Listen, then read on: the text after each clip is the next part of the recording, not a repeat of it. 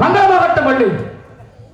என்னை கண்டவுடன் அழகான வளமுள்ள வரவேற்பு முனிவர்களுக்கு ஒரு சிறியவர்கள் பெரியவர்கள் யார் வந்தாலும் எப்பேற்பட்ட வரவேற்பு கொடுக்கணும் என்ற முறையிலே அழகான அற்புதமான வரவேற்பு. ஏன்னா வரவேற்புல பலவிதமானது சொல்லலாம். நல்லபடியா என்னாலும் மரம் இருக்கிறது அஞ்ஞான மார்க்கத்தை தூர் என்று சொல்லியிருக்கிறார்கள். அதுபோல் எனக்கு அழகான ஒரு வரவேற்பு கொடுத்த உங்களுக்கு என்னுடைய வாழ்த்து எப்பேற்பட்ட வாழ்த்து.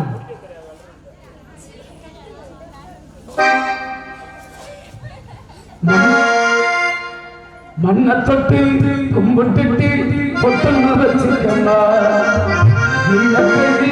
மூக்குத்தியும் பட்டு மண்ண தொட்டு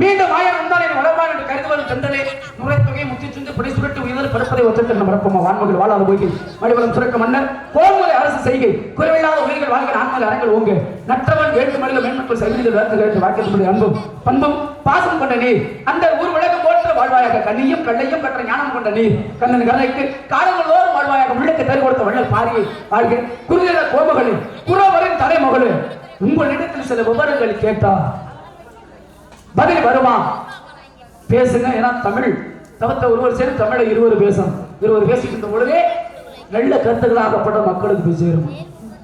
பேசுங்க பாப்போம். கேளுங்க சுவாமி, தெரிஞ்ச வரைக்கும் பதில சொல்றேன். தெரியாத வார்த்தை கேட்டீங்கன்னா பெரியவங்க நீங்க இருக்கீங்க, உங்ககிட்ட நான் கேட்டு தெரிஞ்சுக்கிறேன் சுவாமி. அழகான பேச்சு.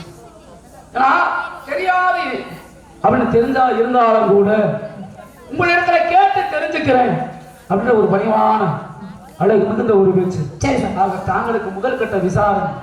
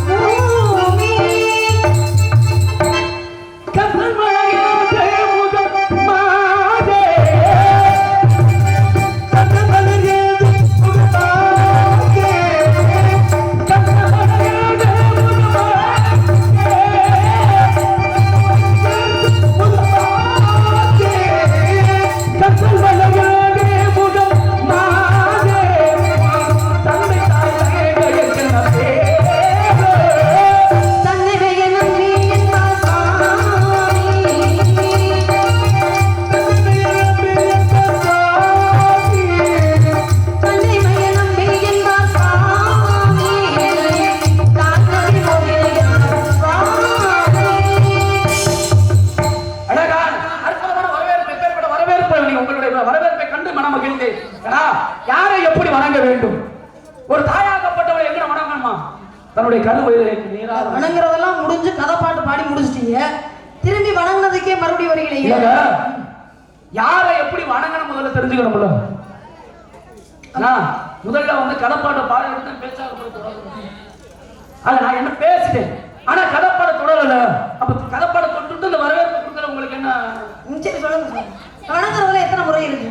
வணங்குறதுல பல வகையான முறைகள் உண்டு. எப்படா ஒண்ணு பாருங்க, தாயாகப்பட்ட கருவறைக்கு நேராக வணங்கணுமா? உறவினரை எங்க வணங்கணும் தெரியுமா? நெஞ்சுக்கு நேராக. சரி, அந்த ஆண்டவரை எப்படி வணங்கணும்? கரந்துப்பி தலைக்கு மேலாக வணங்க வேண்டுமா? ஆனால் இந்த சித்தர்கள் எப்படி தெரியுமா வணங்குவாங்க? ஈசனை தன்னுடைய இரு பிரிவுகளுக்கு நடுவிலே கட்ட வரலாகப்பட்டதை வைத்து 10 விரலிலே மிகப்பெரிய விரலாகப்பட்ட நடுவிரலை பார்த்து ஈசனை பார்ப்பாங்க. அதான் அகக்கண்ணுக்கும் புறக்கண்ணுக்கும் இடையில உள்ள கொண்டு ஞானக்கண் மூலியமாக ஈசனை பார்ப்பாங்க. அதுபோல நீங்கள் அப்படிதான் அல்லாமல் என்னை உறவினராக ஏற்று அழகு மிகுந்த ஒரு வரவேற்பு. ஏன்னா பெண்கள் அப்படினாவே சிறப்பு என்ன? 21 எண்ணுக்குள்ள ஒரு பெண்ணாகப்பட்டவள் அடங்கி இருக்காங்க. ஏன்னா பெண்கள், ஏன்னா பருவமடைந்த பெண்களாகப்பட்டவர்களுக்கு என்ன முக்கியம்? என்ன முக்கியம்? திருமணம்னு ஒண்ணு சொல்லுவாங்க. இந்த திருமணத்திற்கு அரிசியாகப்பட்டதை போடுவாங்க தெரியுமா? எதற்கு போடுறாங்க? பச்சை அரிசியை வந்து மஞ்சள்ல நினைச்சு அதுக்கப்புறம் அதை போடுவாங்க. போடுறது சரியா? ஏன் சரியில்லைங்கிறீங்க? சரி இல்லைங்க, தெரியல. அர்ச்சனை அப்படி போடுவாங்க, ஆசீர்வாதத்துல போடுவாங்க. என்ன காரணத்துக்காக போடுறாங்கன்னு தெரியும். அந்த காலத்துல இந்த காலத்துல இருக்குங்க, மாங்கல்ய தந்தனம் நம்ம ஜீவ ஏத்தனம் அப்படின்னு சொல்லுவாங்க மந்திரமாக. அந்த மந்திரம் திருமணத்திற்கு பயன்படுத்தப்பட்ட மந்திரமா? இப்பதான் பயன்படுத்துறாங்க. நல்ல மந்திரங்க, தவறு கிடையாது. ஆனால் முற்காலத்தில் அரிசியாகப்பட்டதை தூவ மாட்டாங்க. நல் கதிராகப்பட்டதை விளைந்த கதிரை கொண்டு தூவாங்க. ஏன்? அரிசிங்கிறது எதற்கு பயன்படக்கூடியது? உணவுக்கு. ஒரு மனிதனாகப்பட்ட இறந்ததுக்கு அப்புறம் வாக்கரிசின்னு சொல்லி ஒன்று போடுவாங்க, அதுக்கு பயன்படக்கூடிய. அதுக்கு பயன்படுத்தக்கூடியதை திருமணத்துக்கு பயன்படுத்தலாமா? ஏன் பயன்படுத்தக்கூடாதா? நெல் இல்லாத காரணத்துக்காக அரிசியில மஞ்சள் பொடியை நெல்லாக மாற்றி போடுறாங்க. அதானே அரிசிங்கிறது. இறப்புக்காக பயன்படுத்துற அரிசிய, வாய்க்கு போற அரிசிய திருமணத்துல பயன்படுத்தலாமாங்கிறீங்க? ஆமா, நெல்லத்தான் பயன்படுத்துவாங்கன்றீங்க. அதே இறப்புல ஒரு மனிதன் இறந்துட்டானா அவனோட தலைமாட்டுல படியில அளந்து நெல்லத்தான் வைப்பாங்க இல்லையா? நெல்லுல மேல நல்ல விளக்கு வச்சு ஏற்றுவாங்க. அப்ப அதுவும் கெட்ட காரியத்தை தானே பயன்படுத்துறாங்க. அதை போய் நல்ல காரியம் பயன்படுத்தலாமா? அதை எல்லாம் புரிஞ்சுக்கோங்க. ஒரு மனிதனுடைய ஆரம்பத்திலையும் சரி முடிவுலையும் சரி, ஆரம்பத்துக்கும் அந்த பொருள் தான், இறுதிக்கு அந்த பொருள் தான். ஒரு மனிதனுடைய வாழ்க்கைக்கு தொடக்கம் ஒரு பெண்ணுடைய இல்லற வாழ்க்கையில தொடங்கும் போது நம்ம கையில பாலை கொடுத்து விடுவோம் இல்லையா? இந்த வாழ்க்கையினுடைய ஆரம்பம்.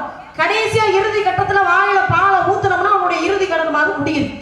ஆரம்பத்திலையும் பால் தான், மனிதனுக்கு இறப்பிலையும் பால் தான் இல்லையா? பாடம் இருக்குல்ல, அது எந்த வகையான பாடம்? ஒரு குழந்தையை பெற்ற எடுத்த உடனே தாய்ப்பால் கொடுப்பாங்க. ஆமா. இறந்த உடனே எந்த பால் கொடுப்பாங்க? இறந்த உடனே எந்த பால் கொடுப்பாங்க? இறந்த உடனே பசுமாட்டினுடைய பால். ஏன், என்ன காரணம்? போய் நான் கேட்கிறேன், எல்லா குழந்தைக்கும் தாய்ப்பால் கொடுத்துருவாங்களா? சில தாய்களுக்கு பால் சுரக்காது. அப்ப என்ன சொல்லுவாங்க அப்படின்னா, பசுமாட்டினுடைய, அதாவது ஒரு மாட்டு பசுமாட்டினுடைய, எல்லா மாட்டுடையும் கொடுக்க முடியாது இல்லையா? இந்த பசுமாட்டுக்கு மட்டும்தான் ஒரு தாயிட்ட இருக்கக்கூடிய சக்தி என்ன இருக்கோ ஒரு பசுமாட்டுக்கிட்ட இருக்கும் அந்த பால்ல. அதனாலதான் பசுமாட்டினுடைய பாலை குழந்தைக்கு கொடுக்க சொல்றாங்க இல்லையா? கண்டிப்பா. ஏன் அப்படின்னா சொர்க்கம் அப்படிங்கிறது என்ன? வைகுந்தத்துல இருக்கக்கூடிய சொர்க்கம். அப்ப வைகுந்தத்துல கடவுள் அப்படின்னா யார சொல்லுவாங்க? மகாவிஷ்ணு. மகாவிஷ்ணு. மகாலட்சுமியுடைய குடிகொள்ளக்கூடியவர் யாரு? மனைவியாகப்பட்டவள் மகாலட்சுமியாக. மகாலட்சுமியாகப்பட்டவள் அந்த பசுவின் இடத்துல எந்த இடத்துல குடிகொண்டு இருப்பாள்? பின்புறத்துல மாறுபகுதிக்கு மேலாக குடிகொண்டு இருப்பார். அதான் முதுகு கண்டு அப்படின்பாங்க. அங்கதான் கோமியமாகப்படுது வருமா? அப்ப நம்ம கோமத்தை எடுத்து விடுதே திருக்கின்றவோ மகாலட்சுமியாக குடிகொண்டு இருப்பாங்க. அதனாலதான் இறந்த உடனே பாலாகப்படுத்த பசுவின் பாலை கொடுக்குறாங்க. அதனாலதான் எல்லா தெய்வத்தையும் கோயிலுக்கு போனா முன்னால தொட்டு கும்பிடுவோம். ஆனா காமதேனு அப்படிங்கிற பசுவை மட்டும்தான் பார்த்த உடனே பின்னால தொட்டு கும்பிடுவோம். ஏன்னா பின்னாலதான் மகாலட்சுமி குடியிருக்கிறாங்க. சரி, பசுமாட்டுல மகாலட்சுமி வாழ் பகுதியில குடியிருக்கிறார், எல்லாருக்குமே நமக்கு தெரியும். அதனாலதான் பின்பகுதியை தொட்டு கும்பிடும். மனிதனுடைய உடம்புல மகாலட்சுமி இங்கே இருக்கா? அதாவது மனிதனுடைய உடம்புல மகாலட்சுமியாகப்பட்டவள் இதயம். மகாவிஷ்ணுக்கு என்ன குடிகொண்டு இருக்காரு? இது மகாவிஷ்ணு தன்னுடைய மனைவிக்காக கொடுத்தார் மார்பள இடம். சரி, நான் கேட்கிறது சாதாரண மனுஷன் கிட்ட மகாலட்சுமி எங்க குடியிருக்கிறார்? நாவுக்கரசி. நாவுல கலைவாணி வந்து நாவல குடியிருக்காங்க. ஆமாங்க. கலைமகள், மலைமகள், கலைமகள், முப்பெரும் தேவி இருக்கா. இருக்காங்க, ஒவ்வொருத்தவங்களும் ஒவ்வொரு இடத்துல இருக்கிறாங்க. அலைமகள் என்று சொல்லக்கூடிய மகாலட்சுமி இங்கே இருக்கா, கலைமகள் அப்படிங்கிற சரஸ்வதி எங்கே இருக்கா, மலைமகள் அப்படிங்கிற சக்தி எங்கே இருக்கா? மலைமகள்ங்கிற சக்தி உடம்புல இருக்கிற, உடம்புல சக்தின்னு ஒண்ணு இல்லைன்னு வச்சுக்கோங்க, நம்மளால செயல்படுத்தவே முடியும் இல்லையா? அதான் நீங்க சொன்ன மாதிரி கலைமகள்ங்கிறவ நாவல இருக்கிறனாலதான் நம்ம கல்வியை கற்க முடியுது. இந்த மாதிரி நல்ல விஷயங்கள் நம்மளால பேச முடியும் இல்லையா? அப்ப அலைமகள்ங்கிற மகாலட்சுமி உடம்புல எங்க இருக்கா? மகாலட்சுமி ஆகப்பட்டவள் மனிதனுடைய உடம்புல ஒரு இடத்துல இருக்கா. சரி, அதை பத்தி விடுங்க, பிரச்சனை விடுங்க. அது எங்க இருந்ததா நமக்கு என்ன? லட்சுமி என்ன தெரியுமா? லட்சுமி மகாலட்சுமி செல்வத்துக்கு அதிபதியாகப்பட்டவள் யார் அப்படின்னா மகாலட்சுமி. மகாலட்சுமி செல்வம் இல்லாமல் இந்த உலகத்துல எதுவுமே சாதிக்க முடியுமா? எப்படிங்க? செல்வம் இல்லாமல் இந்த உலகத்துல எதுவுமே சாதிக்க முடியும்? ஏன் சாதிக்க முடியாது? அன்பு ஒன்றுனால முடியும். ஆனா இந்த காலத்துல அன்பை வச்சு முடியுமா அப்படின்னா அன்பு அன்பு அன்பு அப்படின்னா ஒரு மகாலட்சுமி குடிக்கொண்டு இருக்க செல்வம், செல்வத்துக்கு அதிபதியாகப்பட்ட மகாலட்சுமி. ஆனா அறிவு என்பது என்ன தெரியுமா? மகாலட்சுமியுடைய அறிவை கொண்டுதான் அந்த செல்வத்தை திரட்ட முடியுமா? அதனால மூலையிலையும் குடிகொண்டு இருக்கக்கூடியவள் அவர்தான் மகாலட்சுமி ஒருவள். அதுக்கு மேல ஒரு விஷயம் சொல்ல சொன்னாங்க, அதை சொல்லி சொல்லுங்க. பொங்கல்லாம் வச்சுட்டு பெண்கள் தயவு செஞ்சு அந்த இடத்துல இருக்கிற அந்த நெருப்பு, அந்த முள்ளு இதெல்லாம் கொஞ்சம் பார்த்து கவனமா எல்லாத்தையும் சுத்தப்படுத்திடுவீங்களா அப்படின்னு சொல்ல சொன்னாங்க. பெண்கள் பொங்கல் வச்சு முடிஞ்ச உடனே அந்த இடத்த கொஞ்சம் சுத்தப்படுத்திட்டு இருக்கக்கூடிய அந்த முள்ளெல்லாம் இருந்துச்சுன்னா அதெல்லாம் எடுத்து போட்டு போயிருவீங்க. சொல்லுங்க சார். அதே அதாங்க மூளையாகப்பட்டதுலயும் அறிவை கொண்டுதான் செல்வத்தை திரட்ட முடியும். அங்க குடிகொண்டு இருக்கலாம். அப்படி சொல்லாதீங்க சுவாமி. செல்வம்ங்கிற பேரே பாருங்களேன், செல்வம் அது நிரந்தரமே கிடையாது. செல்வம் செல்வம் செல்வம் ஒரு நிலையே கிடையாது. அதுக்கு இன்னைக்கு இருக்கு நாளைக்கு போயிட செல்வம்ங்கிறது. வீரம்ங்கிறது நிரந்தரம் கிடையாது. இளமையா இருக்கக்கூடிய வீரம், இளமையா இருக்கும்போது நம்ம செய்யக்கூடிய வேலை முதுமை ஆனதுக்கு அப்புறம் நம்மளால செய்ய முடியுமா? அப்ப வீரம்ங்கிறது மனிதனுடைய உடம்புல துவண்டு கொண்டே இருக்கும். செல்வம் என்பது நிரந்தரம் இல்லாமல் சென்று கொண்டே இருக்கும். ஆனா மனிதனுடைய வாழ்க்கையில கடை எல்லை வரைக்கும் வர்றது என்ன தெரியுமா? கல்வி ஒன்று மட்டும்தான். ஒரு மனுஷன் பிறந்துட்டாலும் சரி இறந்துட்டாலும் சரி, ஒரு மனுஷன் நல்லா படிச்சு பட்டம் வாங்கிட்டாச்சு, அந்த மனுஷன் இறந்தாலும் சரி அவன் பேரை போட்டா அவனுக்கு பின்னால் அவன் படிச்ச பட்டப்படிப்பை போடுவோம் போட மாட்டான்.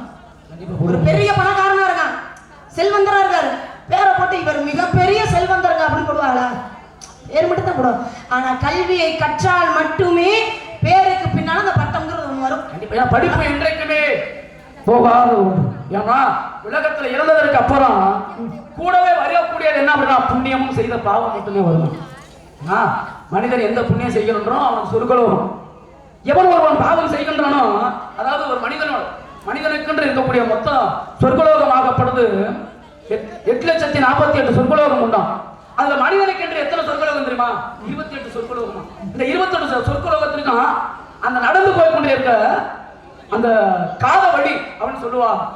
அந்த காத வழியாகப்பட்ட 270 காத வழி தூரமாகப்படுறது நடந்து போவாங்க. என்ன காரணம்?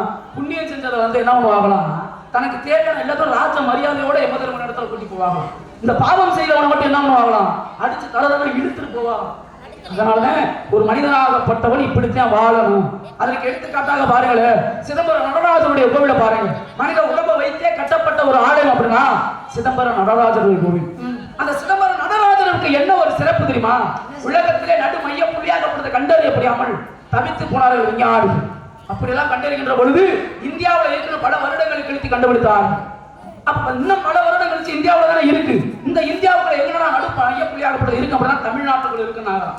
தமிழ்நாடு வரைக்கும் வந்தாச்சு. இன்னும் எங்கடா அப்படின்னா சிதம்பரம் கோவிலாகப்படுறதை கண்டறிந்தார்கள். அப்ப சிதம்பரம் கோவில் என்ன ஒரு புள்ளியிடமா இருக்குது, மிகப்பெரிய ஒரு ஆலயம். இந்த ஆலயத்துக்குள்ள எந்த இடத்துல நடு மையப்புள்ளி இருக்கு அப்படின்னு பார்த்தா சிதம்பரம் நடராஜருடைய கட்டவர்கள் பாதத்திற்கு கீழே நடு மையப்புள்ளியாகப்படுறது இருந்தாங்க. அப்ப அந்த சிதம்பரம் கோவில் ஒரு மனிதன் ஒரு நாளைக்கு விடக்கூடிய மூச்சு 21,600 மூச்சு. 21,600 மூச்சையுமே தங்க ஓடுகளாக பதிக்கப்பட்டுள்ளார். ஒரு மனிதனுடைய உடம்புல ஓடக்கூடிய தசை நாடுகள் 72,000 தசை நாடுகள். அப்ப 72 தசை நாடுகள் தங்க ஓடுகளாகப்பட்டதற்கு ஆணியாக அச்சரிக்கப்பட்டார். ஒரு மனிதனுடைய உடம்பு 9 துவாரங்களை கொண்டது. எல்லா கோவிலுமே 9 துவாரம் இருக்குமா? எல்லா கோவிலுமே 9 துவாரங்கள் இருக்கா? ஆனா சிதம்பரம் நடராஜருடைய கோவில்ல 9 துவாரமாகப்படுது இருக்கும். எல்லா கோவிலுமே திறக்கின்ற பொழுது கருவறையாகப்பட்ட விக்கிரகம் கண்ணுக்கு தெரியும். ஒரு சின்ன சந்தேகம், மனிதனுடைய உடம்புல 9 துவாரம், 9 துவாரத்தை வச்சுதான் சிதம்பரம் கோவில்ல நவ வாசல்கள் வச்ச 9 வாசல்கள் வச்ச. மனிதனுடைய உடம்புல 9 துவாரம் தான் இருக்கா? கண்டிப்பா. உடம்புல இருந்து வியர்வைன்னு ஒண்ணு வருது. ஆமா, நம்ம உடம்புல இருந்து வியர்வைன்னு ஒண்ணு வெளி வருது. துவாரம்னு ஒண்ணு இருந்தா தானே இந்த வியர்வைங்கிறது வெளியில வரும் இல்லையா? அப்ப மனிதனுடைய உடம்புல எத்தனை துவாரங்கள் இருக்கு? கணக்கு சொல்லவே முடியாது. கண்ணுக்கு தெரிந்தது நம்ம துவாரங்கள், கண்ணுக்கு தெரியாதவை எத்தனையோ இருக்கு. துவாரங்கிறது ஒரு துளி சிறிய, அதாவது ஒரு எப்படி சொல்றது, சிறிய ஒரு ஓட்டையாக கிடைச்சாலும் கூட அதுவும் துவாரம் என்று எடுத்துக்க கூடாது. ஏன் அப்படின்னா ஒரு வீடு இருக்கு, வீடு வாசல் அப்படிதான், வாசலத்தை துவாரம் சொல்லுவாங்க, ஜன்னல துவாரம் சொல்லுவாங்க. இது இது உங்க பேசிக்க வர வாசல் படி அப்படிங்கறத துவாரம்னு சொல்றாங்கன்னு வச்சுக்கோங்க. அப்புறம் எப்படி கண்ணு 2 ஓட்டை, காது 2 ஓட்டை, நாசி 2 ஓட்டை, வாய்ங்கிறது ஓட்டை. அதனாலதான் ரொம்ப பேர் அதிகமா பேசினா ஓட்ட வாய் கூட இருப்பாங்க, லொடலொடன்னு பேசிக்கிட்டே இருக்கு அப்படின்னு பாரு. அப்ப இது எல்லாமே ஓட்டை தானே. அப்ப அங்கேயும் கோவில்ல நவ ஓட்டைகள் தானே வச்சிருக்கணும். ஏன் துவாரம்ங்கிற வாசலை வச்சாங்க? ஏமா துவாரங்கிறது என்ன, நீங்க சொல்லக்கூடிய ஓட்டை அப்படிங்கிறது என்ன தெரியுமா? ஒரு வேலி அமைக்கிறோம், உங்களுக்கு புரியுற மாதிரி சொல்றேன். வேலி அமைக்கிறோம், மனுஷங்க போறதுக்கு ஒரு வழி வைக்கிறோம், ஒரு பாதை மனுஷன் போல வாசல் படி வாசல் வைக்கிறோம். அதுவே சின்ன சின்ன ஜீவராசிக்கு போறது தனக்குன்னு ஒரு வழியை எடுத்துக்கும். அந்த வேலி ஒரு எலியே இருக்குன்னு வச்சுக்கோங்களேன், அது என்ன ஒண்ணு தனக்குன்னு ஒரு வழியே தேடிக்கும். நம்ம என்ன சொல்லுவோம், இங்க வாரியா, இது தனியா ஒரு வழியை விட்டு அந்த பக்கம் போயிருக்க அந்த பாதையாடு அப்படிமா. நம்ம போற வழிக்கு பேரும் பாதை தான், அது தனியா பயன்படுத்தி போறதுக்கு பேரும் பாதை தான். இப்போ அது தமிழ் சுவாமியை ஒண்ணு புரிஞ்சுக்கணும். தமிழ்ல மட்டும்தான் ஒரு வார்த்தைக்கு 1லிருந்து 5லிருந்து 25லிருந்து 90 அர்த்தம் வரைக்கும் இருக்கு அப்படின்னு சூடாமணி நிகழ்ந்து சொல்லுது. அப்படி இருக்கும்போது இப்ப நீங்க கழுத்துல போட்டிருக்கீங்களே, இதுக்கு பேரு மாலை தான். சாயங்காலம் வருது பத்தியில் அந்தி பொழுது, அதுக்கு பேரு மாலை தான். ரெண்டுமே எழுத்தின் ரீதியா ஒரே தான், லகரம் தான் வரும். மாலைங்கிற எழுத்துக்கு எழுதணும்னா லகரம்ங்கிற குண்டுலா தான் வரும். ஆனா பொருள்னு பார்த்தோம்னா இது கழுத்துல போற மாலை, அது சாயங்காலம் வருதாங்க. அந்த படின்னு சொல்றோம். வீட்டுல அரிசியை அளக்குறதுக்கு பயன்படுறதும் படிதான், மிதிச்சு ஏறி போறதுக்கு பயன்படுறதும் படிதான், புத்தகத்தை எடுத்து வச்சு உட்கார்ந்தாலும் படிதான். படிங்கிற வார்த்தை ஒண்ணுதான். பொருள்னு பார்த்தோம்னா தெரியுமா இல்லையா? சின்ன ரா போட்டு துறைன்னு போட்டோம்னா அரசனை குறிக்கும். அதுவே பெரிய ரா போட்டு துறை அப்படின்னு நாவே 2 முறை அழுத்தி சொன்னோம் அப்படின்னா அது படித்துறை துறைமுகம். அதை கூட சொல்லணும், துறைமுகம் அப்படின்னு சொன்னோம்னா அதுக்கும் பெரிய ராதாவும் இல்லையா? அப்ப நிறைய வித்தியாசங்கள் இருக்கு. இந்த தமிழ் எழுத்துக்கள் என்ன கேட்குது தெரியுமா? எடி போகிற பாதையை கேட்கல, ஓரறிவு போற பாதையை கேட்கல, ஈரறிவு போற பாதையை கேட்கல. மனிதன் போகக்கூடியது பாதைக்கு என்ன பேரு? அதுதான் வாசல் படி, அதான் துவாரம் சொல்லக்கூடியது. அதைத்தான் கேட்டேன். தட்ட தெளிவாக தெரியக்கூடியது என்ன துவாரம்? 9 துவாரம். மனிதனுடைய உடம்புல தட்ட தெளிவாக இருக்கக்கூடியது. சரி, 9 துவாரம்ங்கிறீங்களே, ஆணுக்கு பெண்ணுக்கு துவாரம் இருக்குல்ல? ஆணுக்கு எத்தனை துவாரம், பெண்ணுக்கு எத்தனை துவாரம்? ஆணுக்கு 9, பெண்ணுக்கு 11. எப்படி 11ன்றீங்க? நல்ல தட்ட தெளிவா சொல்லியிருக்கா இல்ல. ஆணுக்கு 9 துவாரம், பெண்ணுக்கு எத்தனை துவாரம்? எப்படி 11ன்றீங்க? இருவருக்கும் காது இருக்கா? என்னங்க? இருவருக்கும் காதாகப்படுறது இருக்குங்களா? இல்ல, கணக்கு சொல்லுங்களேன். காது 2 ஓட்டை, மூக்காகப்படுறது 2 ஓட்டை, நாவாகப்பட்டது, வழங்குறது முன்பகுதி, கண்ணு 2, காது 2, நாசி 2, வாய் 2, குதம் குயம். குதம் குயம். சரியா? நம்ம கௌரவம். பெண்களுக்கு மார்பகம் என்று சொல்லக்கூடிய குழந்தை பெற்ற உடனே 2 துளையாகப்படுது. அப்ப அது எத்தனை போகும்? 11 துவாரம். இல்ல, 11 12. எப்படி பண்ணீங்க? நல்ல யோசிச்சு சொல்லுங்க. இருங்க. குழந்தை பிறந்தா குழந்தை பிறந்தா அதுக்கப்புறம் மார்புல துவாரம்ங்கிறது சுரக்கும், அதெல்லாம் பால் கொடுக்குற நம்ம. அப்ப பெண்ணுக்கு 2 துவாரம் அதிகமா இருக்கனால அப்ப நம்ம 13. அப்ப குழந்தை எந்த வழியா வரும்? அப்ப நம்ம 13. அது ஒரு துவாரம் தானே இல்லையா? அதுதான் கொஞ்சம் மறைமுகமா நான் சொல்றேன். இல்லங்க, பெண்ணுக்கு அப்படி பார்த்தா புல்குடியை சேர்த்து பண்ண வேண்டியதுங்க. நான் அப்படி பார்த்தா பருப்புக்குடியை சொல்லலைங்க. விடுங்க அந்த விஷயம். ஆமா, அப்ப உச்சிக்குடி என்று சொல்லக்கூடியதை திறக்கும்ல. உச்சிக்குடிங்கிறது மூடி தானே பாருங்க, திறந்து பிறந்தா உள்ள உயிர் உயிராதா? கண்டிப்பா. ஏன்னா அங்கே ஒரு அது துளையாக போனா தானே, அதுவும் ஒரு துளையாக. அதுபோல ஒரு துவாரங்களா, அதுபோல சிதம்பரம் நடராஜனுடைய சிறப்பு அப்படி சொல்றேன். மனிதனுடைய உடம்பை வைத்தே கட்டப்பட்ட ஒரு ஆலயம். உங்களுக்கு எல்லாம் இதே சிதம்பரம் கோவிலுக்கு இன்னொரு சிறப்பு இருக்கு தெரியுமா? என்னங்க? நடராஜர் இருக்கார்ல, ஒரு கோவில்ல மூலவர்னு ஒருத்தர் இருப்பாரு, சரி, உற்சவர்னு ஒருத்தர் இருப்பாரு இல்லையா? மூலவர் உற்சவர். மூலவருங்கிறது கருவறைக்குள்ள இருப்பாரு, உற்சவருங்கிறவர் வீதிக்குள்ளாம வரக்கூடியவர். ஆனா நடராஜருடைய சிதம்பரத்துல இருக்கிற நடராஜர் கோவில்ல உற்சவரும் அவர்தான், மூலவரும் அவர்தான் இல்லையா? மூலவருங்கிறத நம்ம எடுத்துட்டோம். அப்ப எடுத்துட்டோம்னா கருவறை சும்மா தானே இருக்கும். அப்ப அந்த இடத்துல என்ன வச்சுட்டு நடராஜரோட சிலை எடுப்பாங்க அப்படிங்கிறதுக்கு ஒவ்வொரு காரணம். சிதம்பரம் அப்படிங்கிறீங்களே, சிதம்பரத்துக்கு முற்காலத்துல என்ன பேரு? சிதம்பரத்துக்கு முற்காலத்துல என்ன பேரு? என்ன பேரு சொல்லுங்க. இப்படின்னு ஒரு ஒரு ஊருக்கும் ஒரு ஒரு பேர் உண்டு. அங்க இருக்கக்கூடிய சிவகங்கைக்கு என்ன பேரு, திருச்சிக்கு என்ன பேரு, மதுரைக்கு என்ன பேரு அப்படின்னு பலவிதமான பேர்கள் உண்டு. ஐயா முத்துராமலிங்க தேவரையா பிறந்த ஊர் என்ன? அது ஐயா முத்துராமலிங்க தேவரையா பிறந்த ஊர் இது பசும்பொன். மாத்திரப்பட வேண்டியதானே? பசும்பொன்னு நம்ம சொல்லுவோம். பசும்பொண்ணுக்கு உண்மையான பேர் சொல்லுங்க. நான் தேவர் கதையை படிச்சது. யாருக்காவது தெரியுமா?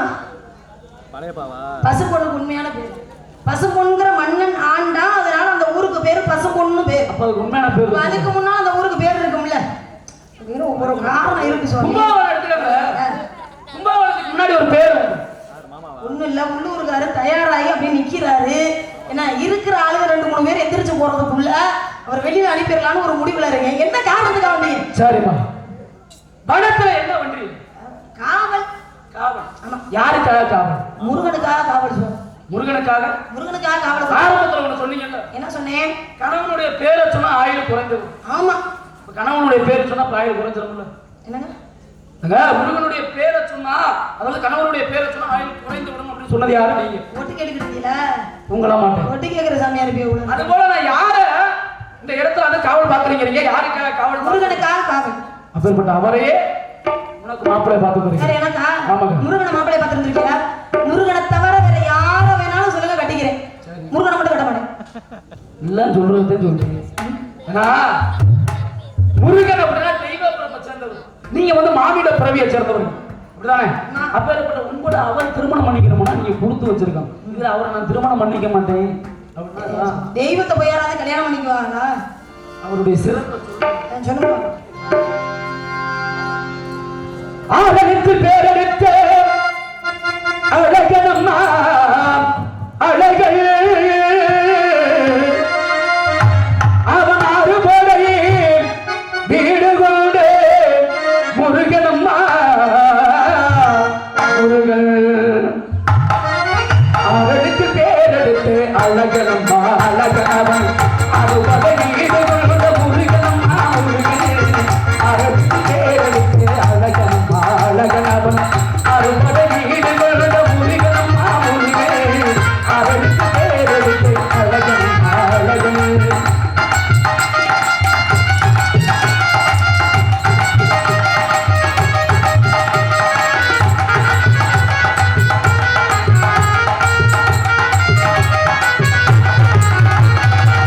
நீரெடுத்த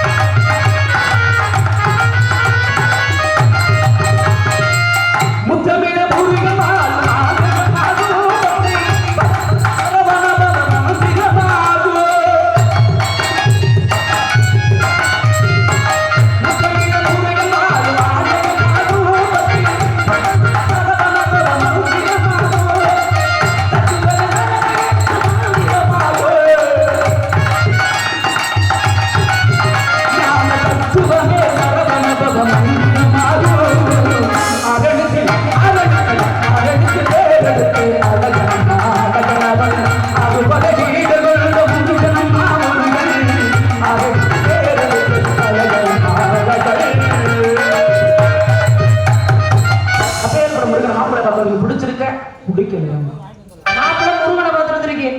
முருகனை கட்டிக்க சொல்றீங்க. ஆனா முருகனை தவிர வேற யாரை வேணாலும் சொல்லுங்க, கட்டிக்கிறேன்ட்டு. அதனால அவர் பிடிக்காதீங்களா? நான் சொல்றது பிடிக்கல நான் சொல்லல, என் வாயிலிருந்து பிடிக்கலன்ற வார்த்தையே வரும். அவரை பிடிக்கலன்னு சொல்ற தகுதி எனக்கு கிடையாது. ஏங்க அவர் எவ்வளவு உயர்வானவர், தெய்வ பிறவி, அப்பேற்பட்டவரை நான் எப்படி மகாவிஷ்ணுவை திருமணம் பண்ணிக்கல? எங்க மாலை இடத்திலே விருந்தது மாலையை திருமணம் பண்ணிக்கிறாங்க. நம்ம சின்ன பிள்ளைல இருந்து ஆசைப்பட்டாங்க, பெருமாளையே திருமணம் பண்ணிக்கணும் அப்படின்னு ஆசைப்பட்டாங்க, அதனால திருமணம் பண்ணிக்கிட்டாங்க. நான் அப்படி ஒன்றும் ஆசைப்படலை. நீங்க ஆசைப்படவே தெய்வமா நினைக்கிறேன் தவிர ஒருபோதும் அந்த என்ன மாறவே மாறாது. சொல்லுங்க வந்து கேளம்மா, சொல்லுங்க வந்து கேளம்மா, சொல்லுங்க வந்து கேளம்மா.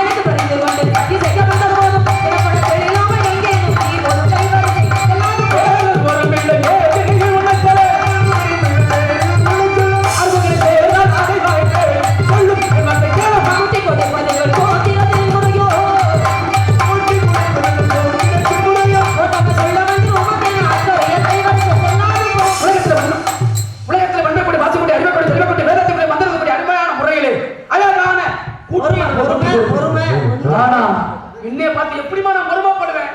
என்னைய பார்த்து நீங்க பூர்த்தி எப்படி சொல்லலாம்? ஏன் சொன்னனால என்ன தப்பு? பூர்த்தி கொடு போதுங்கள் கோதி கட்டுமில்லையோ, பூர்த்தி கொடு போதுங்கள் கோதி கொடு போதுங்கள் கோதி கட்டுமில்லையோ, வேதனை காட்சி உன்னை காட்சி மனமோடு சொல்லும் என்னத்தை கேளமா. உனக்கும் உனக்கு பெருமானுக்கும் சூரிய நந்தமாருக்கும் முன்பே திருமணமாகப்பட்டது நிறைவேறும். இல்லை என்றால் இது என்னுடைய சபதம்.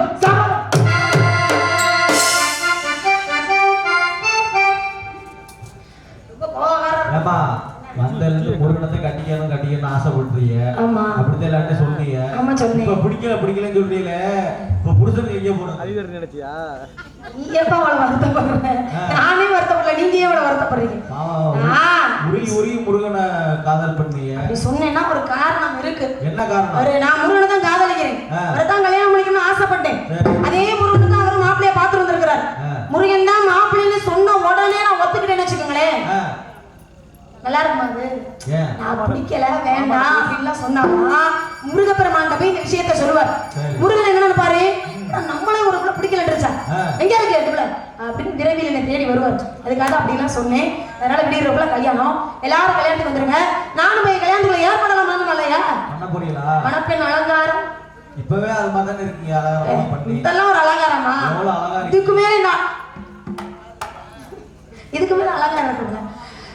பசுப்பொண்ணு மன்னன் ஆண்டு வந்ததுனால அந்த ஊருக்கு பேர் பசுப்பொண்ணு பேர். அதுக்கு முன்னாடி அந்த ஊருக்கு பேர் தவசகுறிச்சி அப்படிங்கிறதான் உண்மையான பேர் ஊருக்கு. அதுக்கப்புறம் மன்னன் ஆண்டு வந்ததுனால பசுப்பொண்ணு பேர்.